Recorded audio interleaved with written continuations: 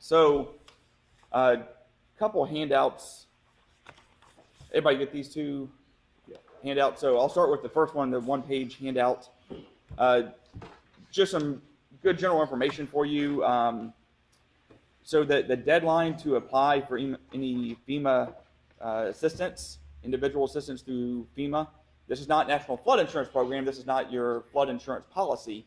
This is just trying to apply for like grants through FEMA or any sort of loan programs through FEMA. The deadline's been extended to November 29th. So when you're meeting with the insureds out there, you're going to run into a lot of insureds that have damage from both flood and wind. They may have wind coverage, but they don't have flood coverage. Or they may be underinsured on their policies, where even if you get everything that's the policy limits are, they're still going to be left with a shortfall. So factor that need in, and the next 2-3 weeks, since the deadline's coming up at the end of November, really push that message to your clients you're working with. Hey, have you applied for individual FEMA assistance? November 29th is the deadline. Make sure you do that. Also, SBA, Small Business Administration, that deadline has been pushed to November 29th.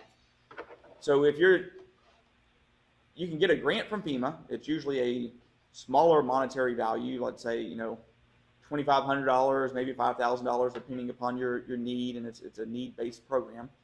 But then you also have the Small Business Administration, SBA loans. SBA does disaster loans. They're very low interest rate loans, but it is like taking out a mortgage on your home. But essentially, they will qualify you to make repairs that are hurricane related in nature if you don't have coverage for something, or if your insurance is going to be a shortfall in trying to get a recovery. So if you have a homeowner that has a need for that, all these deadlines we're dealing with the federal government are written in stone, and they're pretty strict. So November 29th is the deadline. If you file an application for an SBA loan December 1st, they have some discretion, but it's highly likely that they're going to say, no, you're past the deadline. So if you have an insured where you already see right now, they're going to be well short of being able to put the home back together or put the business back together. Talk to them about the SBA loan program. It's administered through the Small Business Administration, but you do not need to be a small business. Okay, the SBA loan program is for anybody. It can be homeowners, it can be business owners. So don't let Small Business Administration mislead you or the insured to think, oh, you got to be a business. What if do any of these people qualify for any of that? Yeah, absolutely. They'll qualify for. So some of you who are just starting out may qualify for that SBA loan to come down here and help do what you're doing, and then to fund a part of it.